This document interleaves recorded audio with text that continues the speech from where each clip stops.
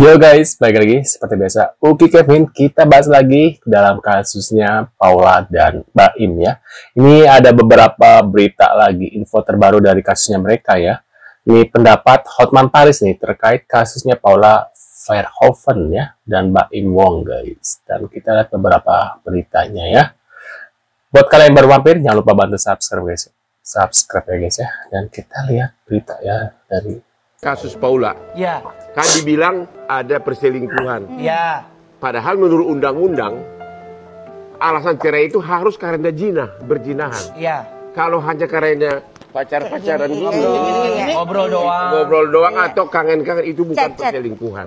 Perzinahan itu harus ada yang melihat, yaitu harus ada yang melihat deng gitu. Kayak gini ya saksi. Oh, saksi. Ada lagi lihat. Memang ada yang bukti lihat. itu ya. Ya, atau diakui. Kalau video aja nggak cukup video.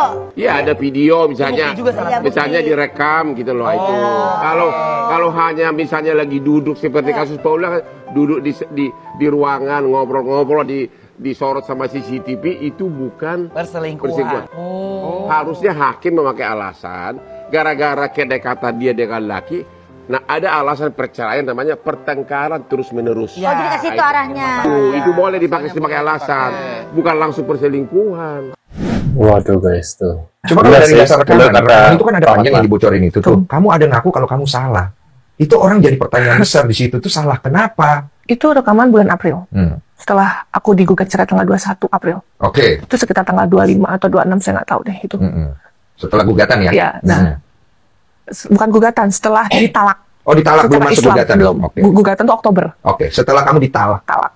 Di situ saya sebagai istri cuman begging.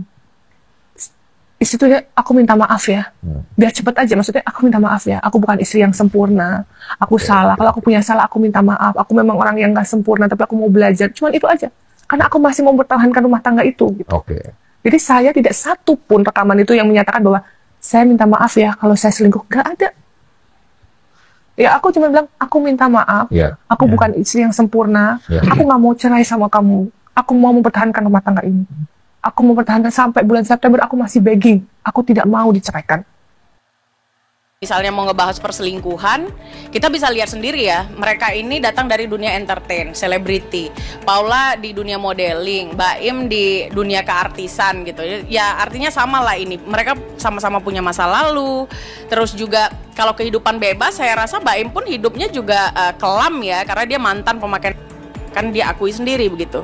Nah, terus kayak dia dalam pernikahan pun dia ngendus-ngendus rambutnya Nagita, atau dia itu cuman dengan Nikita Mirjani, kan itu udah hal yang menurut saya, kalau saya jadi istrinya, saya anggap itu selingkuh gitu.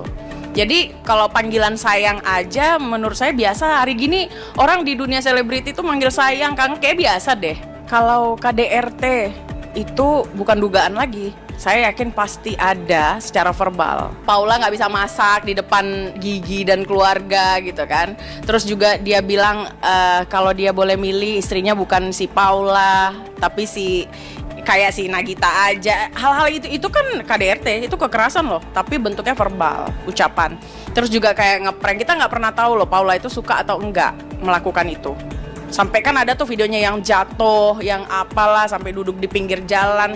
Sampai dia juga terkena dampak dari kekonyolan Baim yang ngeprank institusi Polri kayak gitu. Nyaris masuk penjara loh itu dengan ancaman 10 tahun loh. Jadi kita nggak pernah tahu komunikasi dia dengan Niko itu, apakah selingkuh, apakah dia udah nggak tahu lagi mau ngomong sama siapa. Kita nggak pernah tahu.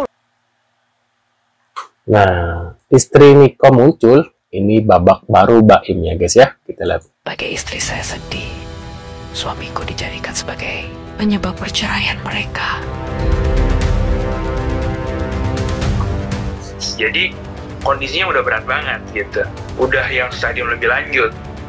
Dia di bawah 200 angka CD4-nya atau angka sistem kekebalannya. Saya ngomong salah, saya nggak ngomong juga salah. Oh, jangan sebutkan dirimu laki-laki kalau kamu tidak bisa berpikir panjang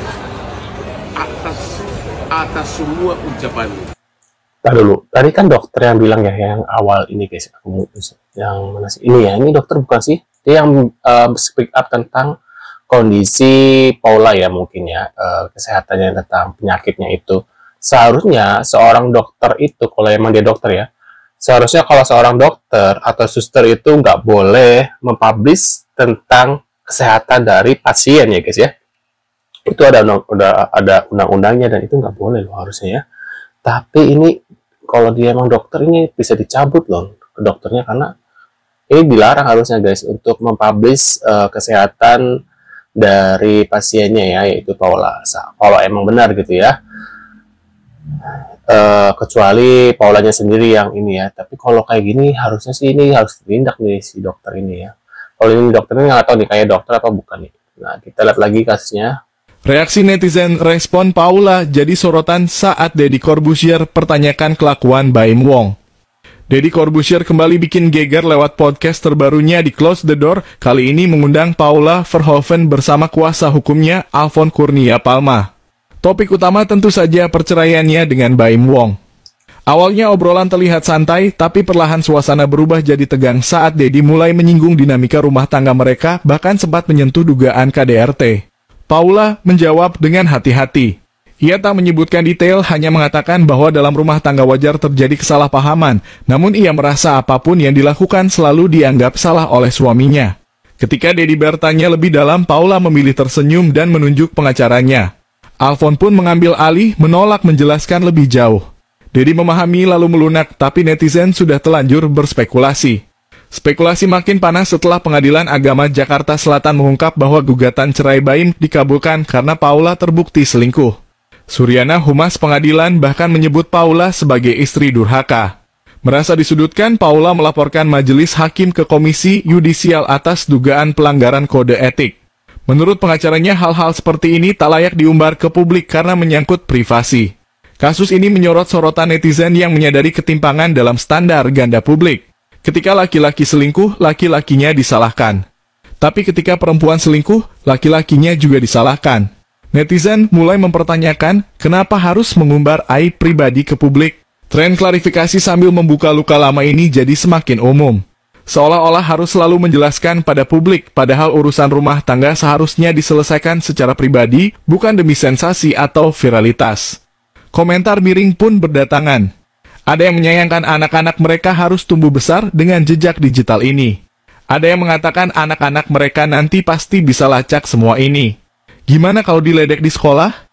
Bahkan muncul usulan agar ada undang-undang yang mengatur larangan membongkar aib pasangan di ruang publik. Di sisi lain, seorang mantan perempuan yang mengaku pernah menggugat Baim Wong pun buka suara. Ia mengaku mengalami manipulasi serupa, bahkan pernah diserang netizen saat memutuskan berpisah. Ia bersaksi bahwa Baim sangat piawai membentuk opini publik.